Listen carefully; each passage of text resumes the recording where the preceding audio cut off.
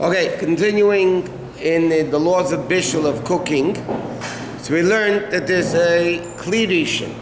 Kli rishon means the first vessel. That means the pot that's actually on the fire, that became very hot, yatsul ledesbo, which again is 110 degrees. So normally if somebody would have a pot of soup on the fire, you can assume that that is a proper kli rishon that's very hot. Now a kli rishon cooks even if you take it off the fire. Let's say you take the pot of soup off the fire, you put it down on the table. As long as that pot of soup is yatzel ledesbei, to use numbers, 110 degrees, it could still cook even though it's off the fire. The only two things a kli rishon cannot cook off the fire is raw beef and raw salt. Those raw salt, not like our salt, melach. Salt, raw salt, our salt is already cooked, the ones that you buy in the store. But the raw salt and raw beef, that can only cook in a kli rishon that's on the fire. But everything else, a kli rishon can cook, whether it's, even if it's definitely on the fire, even if it's off the fire, as long as it's yatzel ledesbei, it's more than 110 degrees. Now, if somebody puts any food, any raw food, beside those two things, okay, into a kli rishon, it cooks the whole thing. That means if somebody will take a piece of raw chicken on Shabbos and put it into a hot kli rishon, the whole piece of chicken becomes cooked. How long after it is off the fire is still cooking? It depends. You have to know if it's yatzel ledesbei or not. It could be the temperature of the room. It could be how hot the pot was before. It varies. If it's 110 degrees, it's yatzel ledesbei and it could cook. It could cook anything. So for instance, if you have a pot of soup, you can add, while it's hot, you can add salt or pepper or spices into the hot pot of soup, because that's a kli rishon and it could cook anything. You can't put anything into that pot of kli rishon because it's going to cook it. And a kli rishon could cook anything. Then you have, we're learning the other day, there's a kli rishon, kli sheni. But what happens if I pour from a kli rishon, from the first vessel, over food? Give you an example. I have a hot kettle, okay? A hot kettle or an urn, same thing. A hot kettle is kli rishon, it was on the fire. Now, so if I say I have a pot that's a kli rishon, and I put a piece of chicken into it, raw chicken, it's going to cook the whole piece of chicken. What happens though, if I have a raw piece of chicken in an empty plate, empty bowl, and I pour from the hot kli rishon over the piece of chicken? Now obviously that's not as hot as the water in the actual pot is. So then the din is, it cooks, in halacha language, it's called kedei klipa. It cooks, not the whole thing, it cooks the outer shell of the chicken. Or whatever else you're going to put into it is going to cook the outer shell of it. So if somebody takes raw anything and puts it in, raw beans, or raw whatever, you're going to put it into this kli rishon, it's going to cook everything. If you pour from the kli rishon over it, it's going to cook the outer layer of it. Which is still a forbidden cooking. Yeah, it's your mamish cooking from the Torah. But the difference is, if the food, let's say somebody put chicken into a hot kli rishon, you're not allowed to eat that chicken on Shabbos, because the chicken was cooked on Shabbos. So you're not allowed to eat it on Shabbos. But what happens if somebody poured from a kettle over a hot piece of chicken, okay? All you have to do is skin the chicken. No, it's not. I'll tell you why in a second. You just remove, then you have to just take off because what cooks the outer shell? That's the skin, right? And the rest of it you could eat. The chicken was cooked already. Well, we're going to get into that later. We're just going step by step. Now the reason why that's not burdened, because the only way you're getting to this, it's like peeling. I'm allowed to peel a fruit, even though the shell, the peel, is not edible. But you wouldn't do it on Shabbat anyways because you can't cook the chicken. But you do it with the raw chicken that's inside the cooked chicken. No, I'm saying whatever you pour from a kettle over the chicken. Okay, so it may be half cooked. It be not even half cooked. But what I'm saying, technically, if somebody would want to eat it, they would have to peel, shell it, take off the peel, and eat it. But then the rest of it would be allowed to be eaten, because that pouring from a kli rishon cannot cook the whole food. It only cooks the outer layer of the substance. So if you take off the outer layer, you would technically be allowed to eat that particular food that you poured from a kli rishon. I'll tell you where there's a big problem. You can't pour, let's say you want to make a cup of coffee, right? So normally, let's say you put in the coffee and the sugar, right, during the week, yeah? You put in the coffee and the sugar, and then you go to the urn, and you pour directly from the urn onto the coffee. Now Shabbos, you can't do that, because now you're cooking the coffee and the sugar, and it's coming from Irui Kli Rishon. So it's going to cook the outer shell, but the outer shell of the coffee is the whole coffee. It's the whole thing. It's not like chicken, you have an outer shell and then you have the actual piece of chicken. So that you wouldn't be allowed to do that on Shabbos. That would be mamish cooking. Or anything. What? Are you aware if there are any urns that as you press, the water goes to a second chamber, so to speak, so it becomes kedushin within the... No, that's not, it's not a klisheni, it still be kli rishon. But we'll get to urns later on. There's a lot of issues with urns. I mean, the world is makel on it. What? Where we left off on Thursday, we were talking about if you put something in right before Shabbat. Now, what if you're putting it in, and let's say going to shul, you know it's going to be 2 hours before. Doesn't matter. And you know for sure. You're not allowed to. What we learned the other night, you're not allowed to. I know. Isn't it true that when you know the reason for the thing, if the reason doesn't apply anymore? It doesn't matter. It's not. You're not allowed to do it. And if you did it, by the way, you're not allowed to eat the food on Shabbos. You have to wait until after Shabbos. You can't do it, no. Anyway, okay. So your question is too hard for me. No, that's what you're saying. I just want to make sure I understand. If it's just beef and salt, it's okay. Yes. Okay, so then, so you can't take anything like that from the urn and things like that. Okay, so kli rishon, the vessel on the fire, even if you take it off the fire, as long as it's yatzer lettuce bay, you're not allowed to put anything raw into it because it can cook it.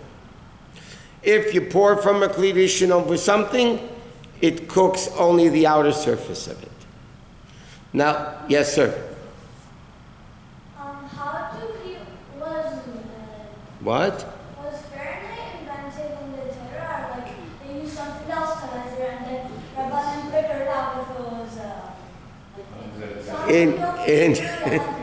It's a good question.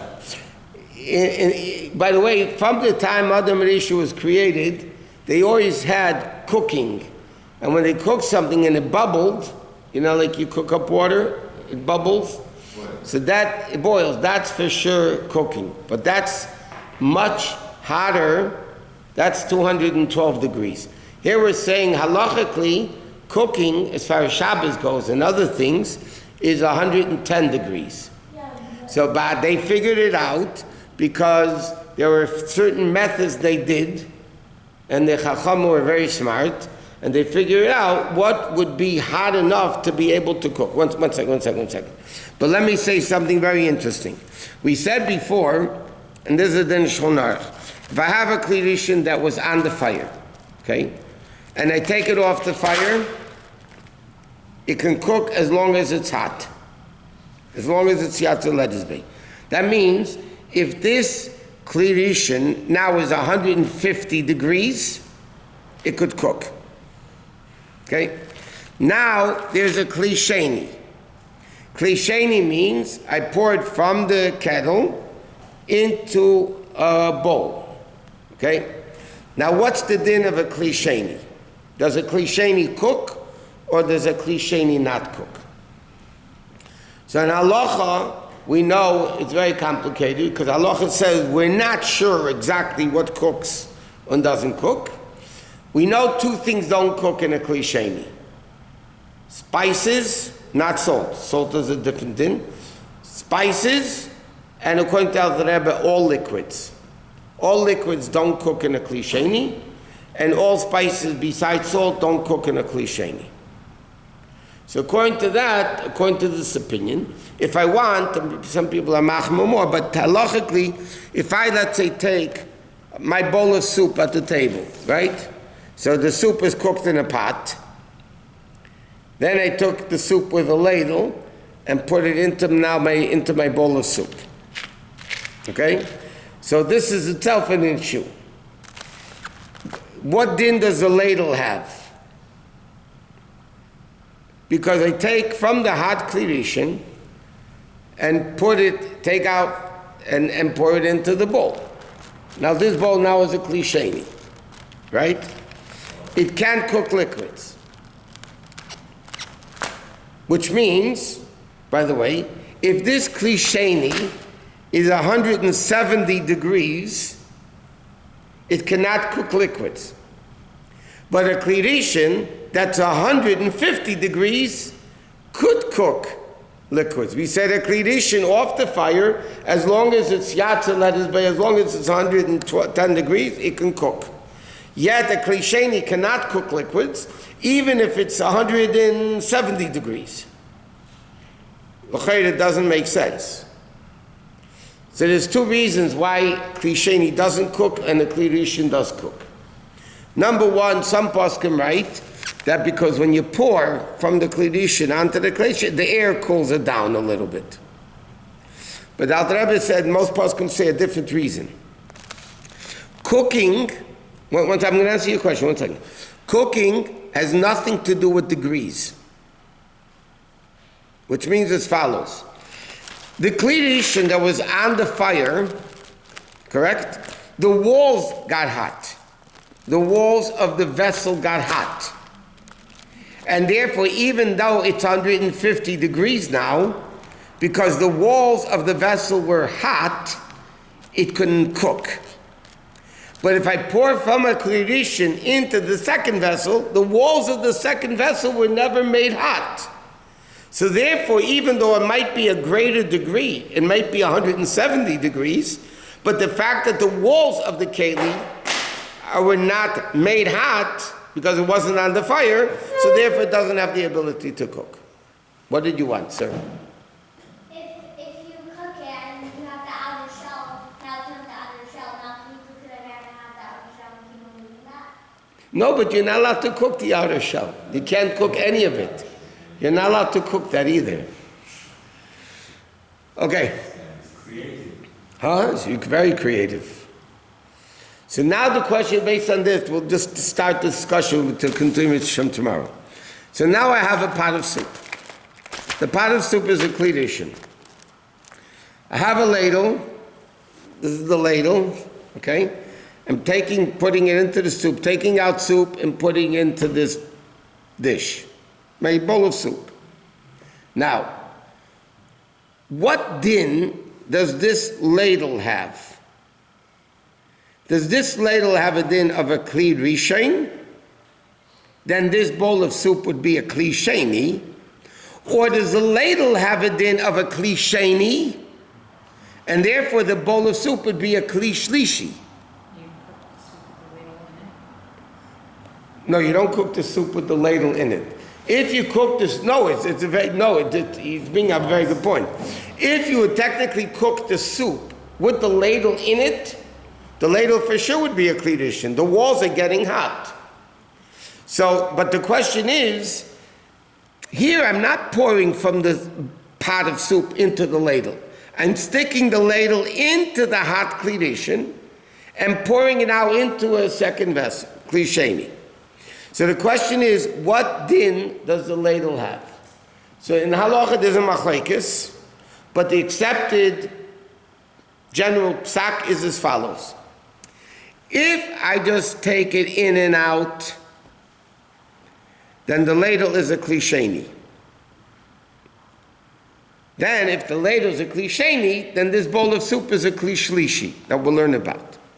But if I leave the ladle in, let's say, I pour a bowl of soup, and I keep the ladle in the pot, until the next one, and then the ladle is in the pot of soup for a while, then the ladle will have a din of a kli sheni, kli rishon, and this bowl of soup would only be a kli sheni. So the question, what is a ladle? And there's an argument which one it is, because you can go logically both ways. But the bottom line is that the way most people paskin, that if you leave it in, it's a kli rishon. If you in and out, then it has a kli sheni. Then the bowl of soup would be a kli shlishi. There's a lot of details in this din which are very practical. For instance, if I take take the ladle out, okay, and now I pour a bowl of soup. Now there's condensation, there's liquid in the ladle. The ladle got wet. So that liquid cools off very quickly.